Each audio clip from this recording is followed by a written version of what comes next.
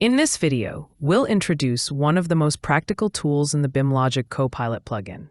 As you know, tagging elements is one of the most time-consuming steps when preparing drawings. In this video, we'll show you how to automatically place tags using one of BIMLOGIQ Copilot's automation tools. To begin, click on the public command called Tag and Arrange, then select Run. This will open the Tag Settings window. In this example, we want to tag all the doors, windows, and walls in the project.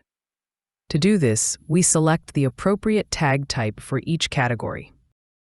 We can also filter the walls to tag only those longer than 8 feet. Additionally, we add vertical circulation to the Avoid list to ensure that no tags are placed on elevator elements.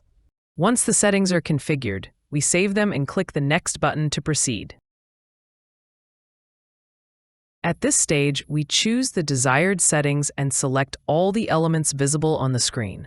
The BIMLOGIQ Copilot then automatically tags the selected element types and places each tag in its optimal position on the view.